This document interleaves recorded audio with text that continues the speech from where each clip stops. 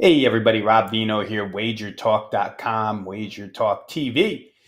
Friday, we're going to take a look at a couple of NBA contests here this evening. We got Boston at Miami we're going to cover here, and we'll cover the Clippers and the Hawks. We'll start with the Boston Miami game. Boston opened here 7.5, 214.5, got bumped up to 8 and 216.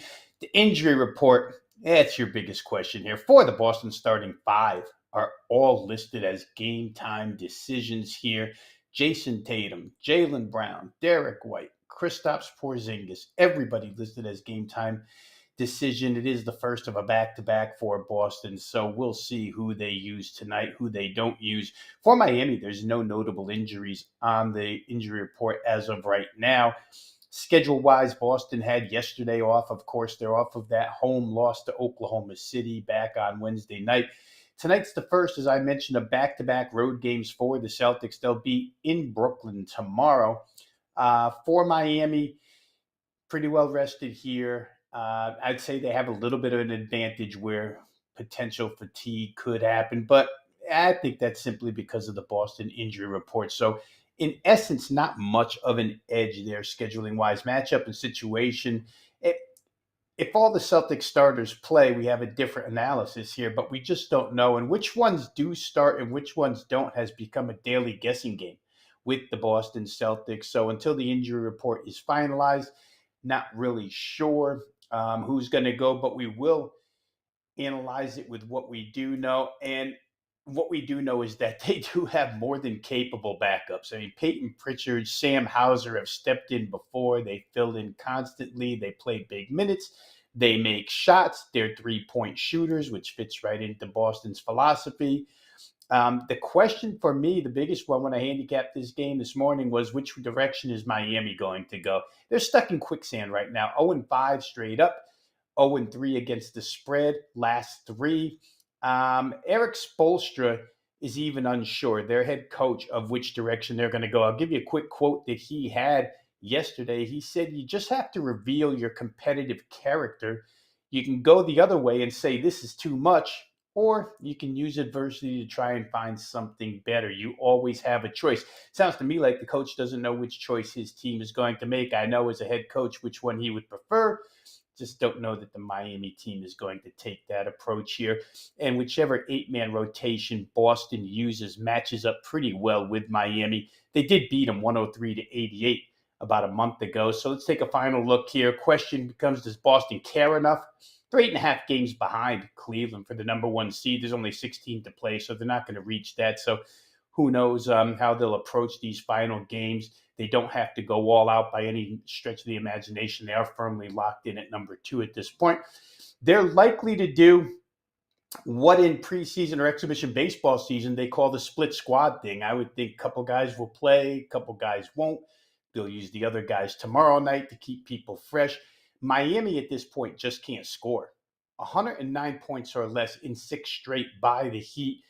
That's not going to cut it against a Celtics team that could go off for 120 plus at any time. The Heat are a middle of the road 3-point defensive team, which you need to be really good against the Celtics the way they launched. They're a volume 3-point shooting team. Boston's team total right now is 110.5. It just looks low. No matter who they start, it looks like they could get to 111 in this particular game. I think that that's the way we're going to go here. It seems like the most safest route to go. Seems like the most predictable way to go is no matter who Boston puts on the floor, they'll score over 110. So that'll be your free play for today on this game. Boston Celtics team total full game over 110.5. Let's go ahead and make everybody viewing us here aware of the special that's going on at WagerTalk.com right now. Brand new special here for St. Patrick's Day. It's a St. Patrick's Day special offer from Friday, March the 14th through Monday, St. Patrick's Day. You can save 17% on every purchase you make at WagerTalk. The offer is good for any purchase, whether it be a single play, daily card, weekly all access with your favorite handicapper, monthly or longer term. Whatever you want to purchase, it's all 17% off right now at WagerTalk. It does include all of my 5% blue chip releases. Of course, college basketball, hot and heavy right now. Lots of plays coming forth in the college basketball postseason action. You can visit wagertalk.com or go to my homepage, wt.buzz/RV. Choose any package you like. You have to use the code PAT7, capital P, capital A, capital T, 17. I think I said 7 before. It's 17. So PAT17 is the code to use to get 17% off any play or selection package that you choose for the next 4 days. Let's get to the second game here. The Clippers and the Hawks. Clippers on the road here. Opened 233.5. Moved up to 4.5. Remained at 233.5. Quick look at the injury report for the Clippers. It's the same deal. Norman Powell, their starting shooting guard, out once again. He's missed the last 6 games. He's missed 11 of the last 12. And in essence, you could say he's missed all 12 because the only game he played 9 minutes in that one before leaving due to injury. Ben Simmons also questionable here. He's going to be on a minutes restriction whether or not he plays in this game. It was thought that he wouldn't even make the trip with the team, but he did. We'll see if Ben Simmons goes or if he makes a difference. For Atlanta, their backup center, Clint Capella, missed last game because of personal reasons. Could miss it again tonight for the same thing. Schedule-wise, the Clippers, they were off yesterday, but it's their third road game in 4 nights here, and it's the final game of a 3-game Southern road trip for the Clips. So kind of busy have been the LA Clippers. Atlanta, it's the last game of a 6-game homestand. They've been home forever. They're 4-1 on this homestand so far. They had yesterday off.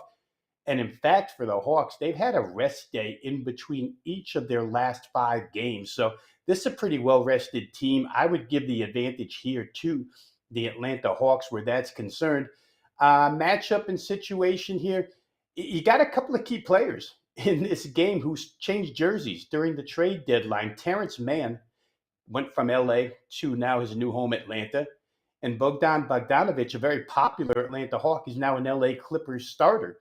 So in place of Norman Powell. So you got a couple of guys who may have, if you're a prop player, you may want to look at their numbers here. They may want to come out and have a big night. Since Norman Powell has been out of the lineup for the Clippers the last 12 games, LA is 3-9 against the spread, and they're 1-7 ATS as a favorite. The Hawks, on the other end of the spectrum, are 4-1-1 against the spread in their last 6 games, 3-0 straight up and against the spread as an underdog during that span. So Hawks going upward, Clippers going downward as far as point spread results are concerned. It's an important game for both in the standings here. LA just 2 games behind Golden State for the 6th and final playoff spot in the West. Atlanta currently the number 7 seed in the East. The 7 seed is the top of the heap where play-in teams are concerned. So Hawks looking to hang on to that for sure. It would grant them home court throughout that little play-in process. It's interesting where the fundamentals are concerned with the Hawks because they're doing real well, point spread-wise, as I mentioned, but they're not really doing anything different. They're still a bad defensive team. They're just executing their stuff a lot better. And in fact, Terrence Mann hinted toward that, saying that they're carrying out Quinn Snyder, their head coach's game plan, real well at this point in time. Final look here at this one. We'll come up with a selection for you. The Clippers, without Norman Powell's offense, it's been inconsistent for sure. When they play teams, though, that rank down the bottom defensively, where Atlanta ranks, like teams in Atlanta's profile defensively, they have scored. They managed to get 122 at Chicago. They won by 5 and didn't cover. They got 117 at Phoenix. They lost outright, of course, did not cover.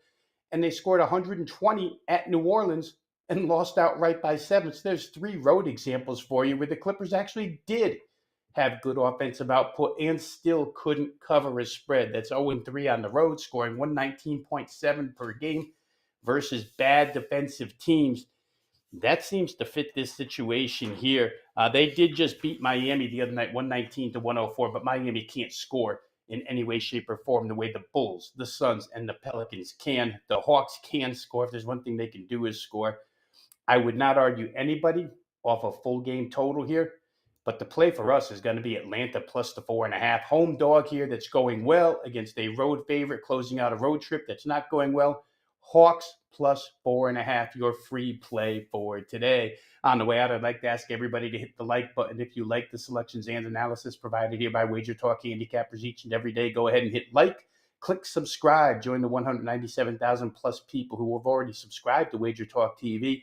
If you have a comment on this game, Clippers Hawks, or the previously mentioned game, Miami Boston, or any NBA game, go ahead and drop it in the comments section. We'd love to hear from all of you. I try to answer all comments as quickly as I can. For now, this is Rob Veno saying good luck with all your plays. We'll see you next time on Wager Talk TV.